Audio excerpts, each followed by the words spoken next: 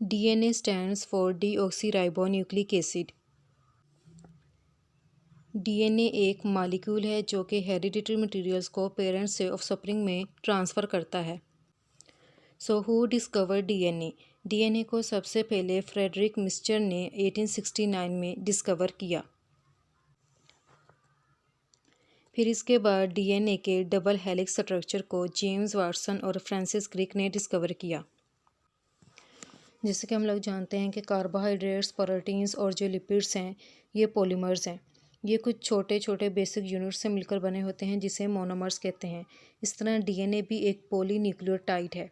ये भी छोटे छोटे बेसिक यूनिट से मिलकर बना होता है और इसके उस मोनोमर का नेम है न्यूक्लियोटाइड। DNA एक न्यूक्लिक एसिड है। जितने भी न्यूक्लिक एसिड होते हैं वो सारे न्यूक्लियोटाइड से मिलकर बने होते हैं। तो DNA का जो बेसिक बिल्डिंग ब्लॉक है वो है न्यूक्लियोटाइड। न्यूक्लियोटाइड एक मालिक्यूल है। ये DNA का बेसिक बिल्डिंग ब्लॉक है। न्यूक्लियोटाइड बेसिकली 3 चीज़ों से मिलकर बनता है, बेस, शुगर और फॉस्फेट ग्रुप से।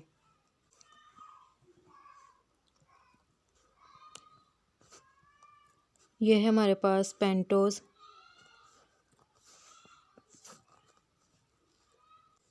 ये है पेंटोज शुगर और यहाँ पर है फॉस्फेट ग्रुप और फिर इस साइड पर है नाइट्रोजिनस बेसिस।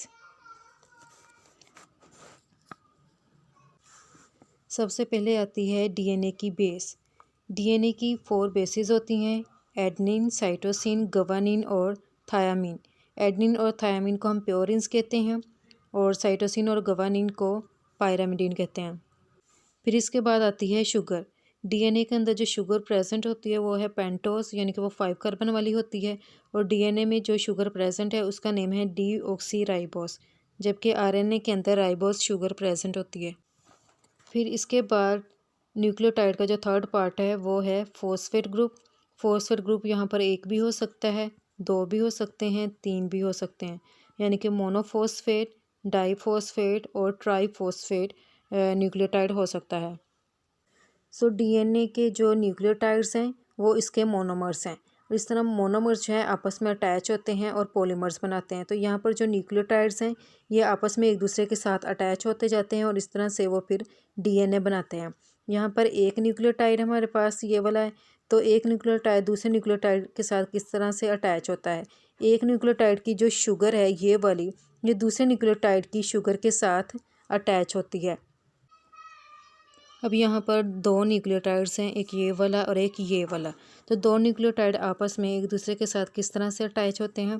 सबसे पहले यहाँ पर इनका जो शुगर ग्रुप है ये एक दूसरे के साथ अटैच होता है।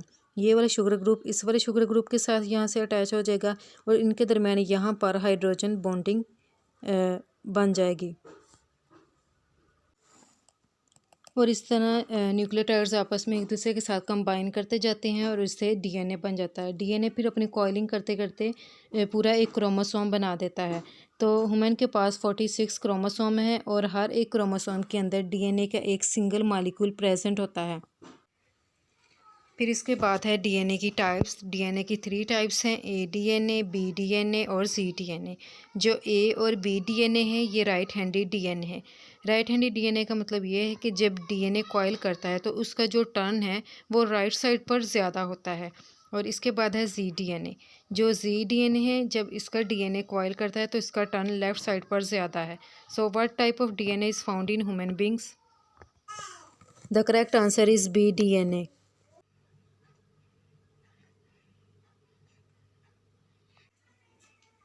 फिर इसके बाद है चारगफ्स रूल। चारगफ एक साइंटिस्ट था और उसने ये बताया कि DNA में नाइट्रोजिनस बेसिस इक्वल क्वांटिटी में प्रेजेंट है, यानी कि प्योरिन इक्वल है पायरामिडीन्स के, यानी कि एडेनिन और थायमिन की क्वांटिटी एक दूसरे के इक्वल है और दूसरी तरफ गवानीन और साइटोसिन की क्वांटिटी एक दूसरे के इक्वल है। वंस अगेन शरगफ रूल हमें ये बताता है कि DNA के अंदर नाइट्रोजिनस बेसिस एक दूसरे के इक्वल हैं। जैसे कि प्योरिन है ये किसके इक्वल है? पायरामिडीन्स के अंदर। प्योरिन के अंदर आती है एडनिन और थायमिन और पायरामिडीन के अंदर आती है साइटोसिन और गवानीन। तो शेरगफ रूल ये कहता है कि एडनिन किसके इक्वल है, थायामीन के, यानी कि एडनिन की जो अमाउंट है, इसकी जो क्वांटिटी पाई जाती है डीएनए के अंदर, ये इक्वल होती है थायामीन के इक्वल है। और दूसरी तरफ साइटोसिन की जो क्वांटिटी है, जो इसकी अमाउंट है, ये इक्वल होती है गवानीन के। फिर इसके बाद डीएनए का फंक्शन। डीएनए के बेसिकली 2 फंक्शन है। एक तो ये कि डीएनए हेरिडिटरी मटेरियल को पेरेंट्स ऑफ स्प्रिंग में ट्रांसफ़र करता है। दूसरा ये कि डीएनए प्रोटीन की सिंथेसिस करता है।